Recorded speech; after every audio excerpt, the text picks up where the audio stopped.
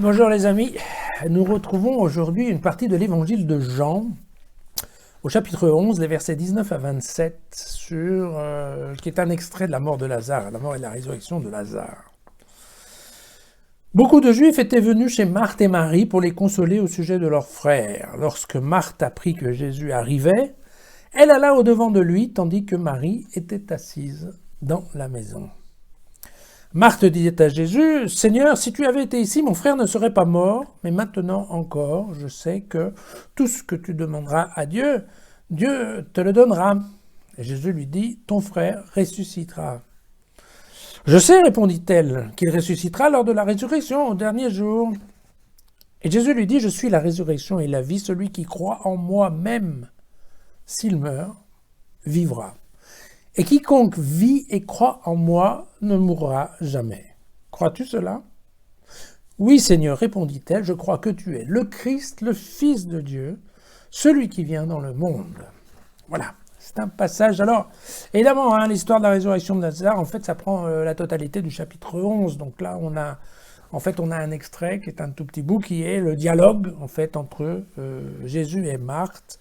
Marthe, on se souvient de Marthe, la description qu'on nous en a fait il n'y a pas longtemps, vous savez, Marthe besogneuse qui était en train de préparer le repas pendant que Marie, elle, discutait le bout de gras avec Jésus, et Marthe qui s'impatiente en disant « Dis donc, ça te fait rien, celle-là, elle fait que discuter assise à tes pieds pendant que moi je bosse. » Vous vous rappelez de ça, et Jésus qui répond « Oui, mais elle a choisi la bonne part et je ne vais pas lui enlever. » Voilà.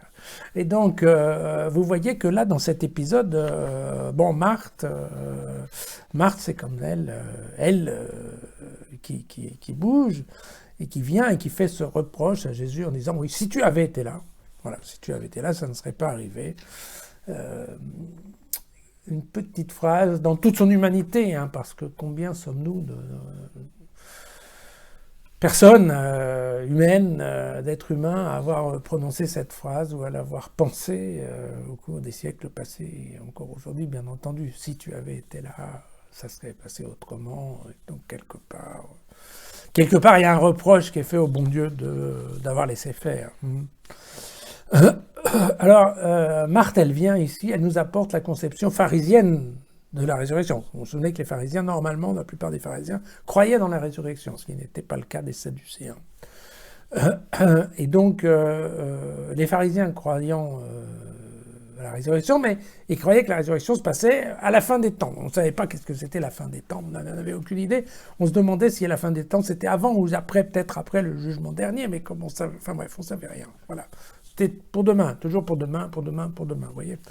Bon, là, et là, très clairement, Marthe, elle vient et elle fait preuve d'une sacrée foi, puisqu'elle confesse ouvertement.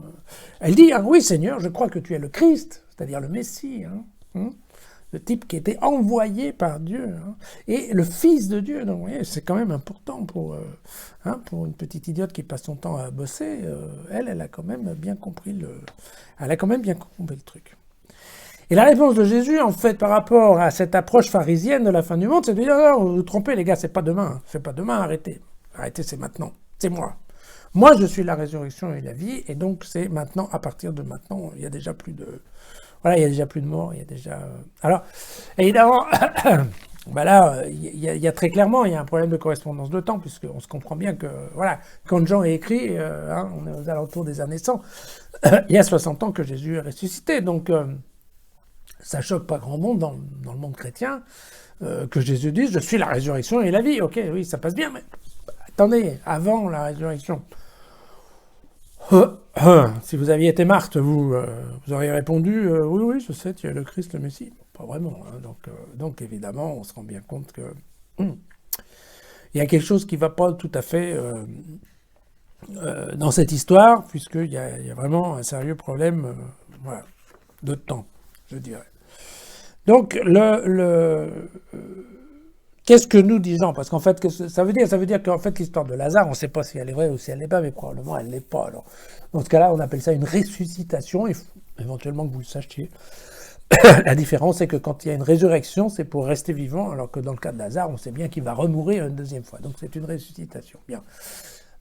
Qu'est-ce qu'il veut nous dire avec ça ? Il veut nous dire simplement que si on réfléchit, si on croit Si on croit sincèrement à la bonne nouvelle que nous dit Jésus, qui est que à la fin de notre vie terrestre, il y a ensuite une vie éternelle, une vie dans le royaume des cieux, une vie de bonheur, alors à ce moment-là, voilà, ça doit modifier notre vie déjà dès le départ, aujourd'hui. C'est pas demain, c'est impossible de rester le même en ayant appris ça.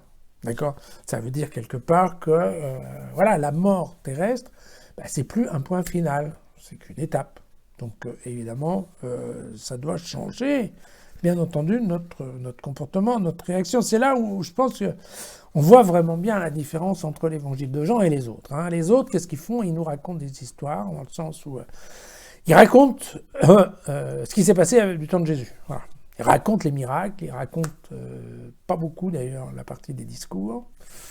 Ils racontent surtout voilà, ce que Jésus a dit ou est supposé avoir dit, et parfois ils expliquent. Donc ils racontent des faits. Voilà.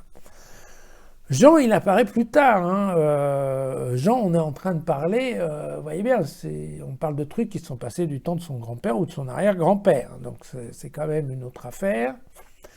Et Jean, qu'est-ce qu'il fait? Jean, il compare, en fait, il regarde le comportement des gens de la communauté, de sa communauté, enfin des chrétiens, voilà, des premières communautés de chrétiens. Il compare leur comportement avec les textes sur lesquels ils travaillent et sur lesquels ils basent leur foi. Et il analyse et il voit bien qu'il y a un certain nombre de choses qui ne fonctionnent pas. Et ce que nous fait Jean dans cet évangile, dans ce passage aujourd'hui, c'est de nous dire, mais non, attendez, c'est pas ça la question, c'est si vous y croyez, et vous dites, Marthe dit qu'elle y croit, si vous y croyez, vous devez avoir un comportement par rapport à la mort terrestre qui ne doit pas être le même que des juifs qui pensent que la résurrection c'est après-demain, voire on ne sait pas quand, ou des gens qui ouvertement ne croient absolument pas à la résurrection et donc pour qui la mort est un point final. Et donc c'est un petit peu là-dessus que Jean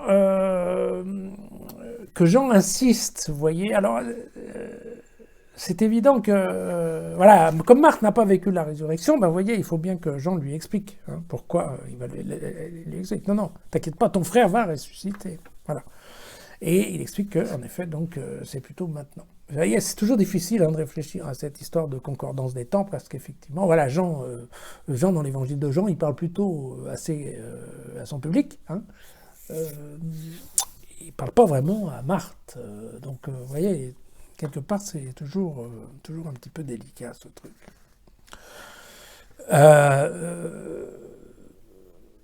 Ce matin, oui, j'entendais il n'y a pas très longtemps une prêcheuse évangéliste brésilienne à la radio qui disait qu'à propos de ce passage-là, qui disait que, enfin, c'est pas tout à fait ce passage-là, c'est juste un peu avant, que Jésus pleurait, quoi, et que Jésus pleurait, mais qu'il fallait pas se tromper, que Jésus ne peut pas pleurer un mort, Jésus ne pleure que les vivants, et que donc si Jésus pleurait, il pleurait pas à cause de la perte de son ami, il pleurait pour, en fait, pour ses sœurs, en fait, voilà, pour partager le chagrin de ses sœurs, et peut-être, mais de toute façon, dans ce texte-là, et comme dans les autres, il n'y a jamais une critique du deuil. L'Église est avant tout une Église humaine, donc on comprend très bien l'émotion, on la partage, et on partage le chagrin. Il n'y a pas de... Jésus ne nous interdit pas de pleurer sur un quai de gare, voilà, tout simplement. Par contre, il insiste bien, ce n'est qu'un quai de gare.